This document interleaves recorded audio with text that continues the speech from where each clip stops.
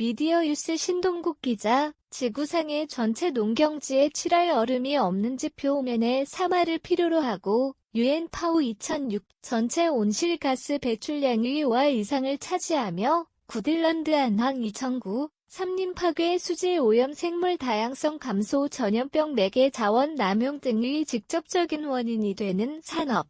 현대의 공장식 축산업의 현주소이다.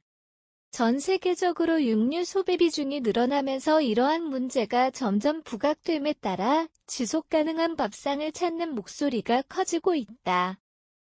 이 때문에 채식주의 혹은 비건을 택하는 사람들도 많지만 현재로서는 채식만으로 사람에게 필요한 영양소를 온전히 공급받기 어렵다는 것이 식품영양학계의 정설이다.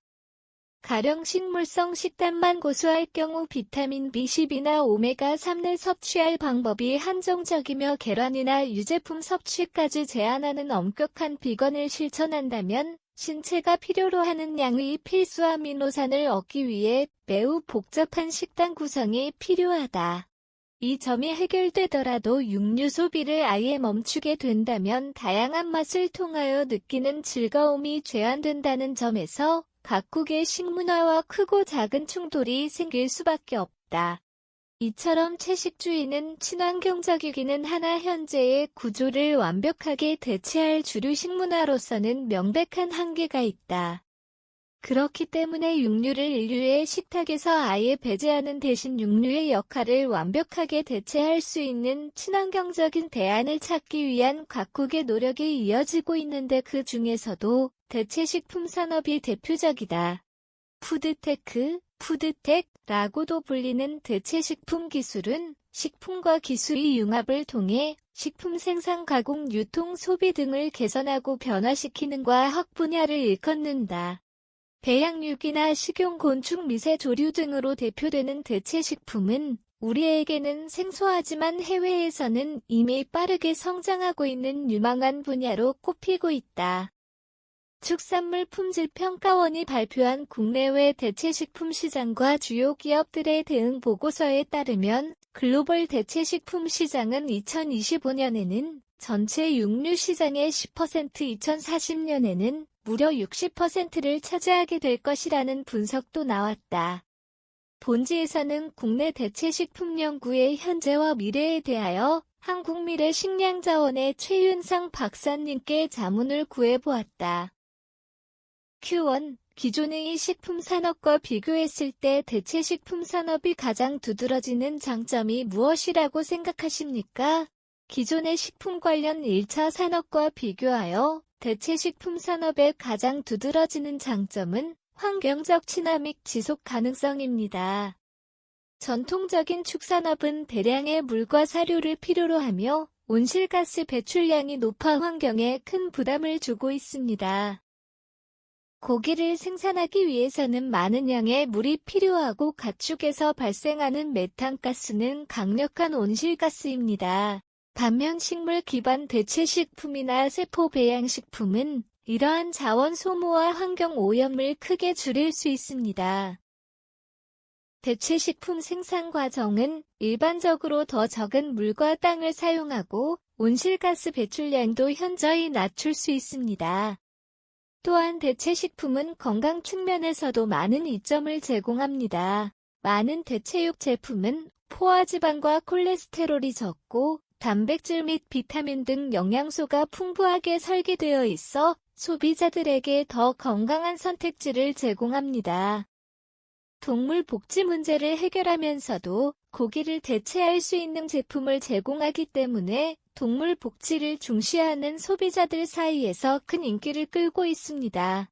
이는 가축을 식육으로 만드는 필수 과정인 도축 과정을 줄이고 동물 사육으로 인한 스트레스와 고통을 줄일 수 있습니다. 경제적인 측면에서도 대체식품 산업은 잠재력이 클 수 있습니다. 지속 가능한 방식으로 생산된 대체식품은 장기적으로 생산 비용을 절감하고 기후변화와 자원 고갈 문제에 대비할 수 있는 해결책을 제공할 수 있습니다.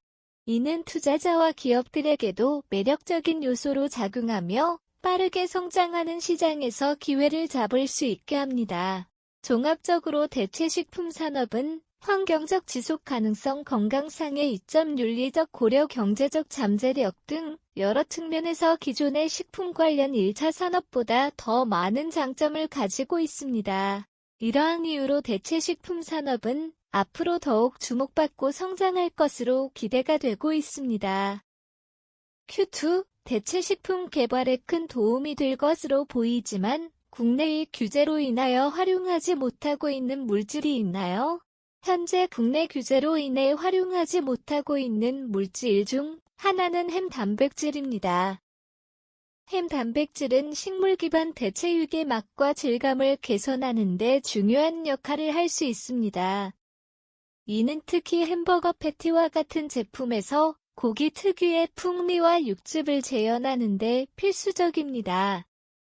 햄 단백질은 현재 미국에서는 식물성 대체육 제품에 널리 사용되고 있으며, 이는 식물성 대체육의 맛과 질감을 실제 고기와 매우 유사하게 만들어 소비자들의 만족도를 높이고 있습니다. 그러나 국내에서는 아직 햄 단백질이 식품 첨가물로서의 사용이 허가되지 않아 이 기술을 활용한 대체식품 개발이 제한되고 있습니다. 유전자 변형 기술, GMO의 활용도 국내에서는 엄격히 제한되어 있습니다. GMO 기술은 대체식품의 영양 성분을 강화하거나 생산 효율성을 높이는 데 유용할 수 있습니다. 예를 들어 유전자 변형 대두는 더 높은 단백질 함량과 특정 필수 아미노산을 제공할 수 있으며, 이는 대체육의 영양가를 높이는 데 도움이 됩니다. 하지만 국내에서는 GMO 작물의 식품 사용에 대한 사회적 인식과 규제가 엄격하여 이러한 기술을 활용한 대체식품 개발이 제한적입니다. 따라서 햄 단백질 및 GMO 기술 등은 대체식품 개발에 큰 잠재력을 가지고 있지만 현재 국내 규제로 인해 충분히 활용되지 못하고 있습니다. 이러한 규제가 완화된다면 국내 대체식품 산업은 더욱 발전할 수 있을 것입니다. Q3. 식용곤충 등이 성공적으로 정착하려면 대중의 거부가 없지 않을 것으로 보이는데 어떤 점이 최우선적으로 개선되어야 한다고 보십니까? 대체 단백질 중에서 특히 식용곤충의 상용화를 위해서는 소비자들의 인식 개선이 필수적입니다. 이러한 거부감을 넘어서 식문화에 정착하기 위해서는 교육 및 홍보 위생과 안전성에 대한 신뢰 구축, 맛과 식감의 개선이 필요할 것으로 사료됩니다. 일반적으로 많은 사람들이 식용곤충에 대해 생소하거나 부정적인 인식을 가지고 있습니다. 따라서 식용곤충이 건강에 좋고 환경에도 이롭다는 점을 알리는 교육 프로그램과 캠페인이 필요합니다. 식용곤충의 높은 단백질 함량과 필수 아미노산, 비타민, 미네랄 등의 영양소가 풍부하다는 정보를 제공하고 이들이 기존 육류에 비해 환경 친화적인 대안임을 강조하는 것이 중요할 것으로 보여집니다.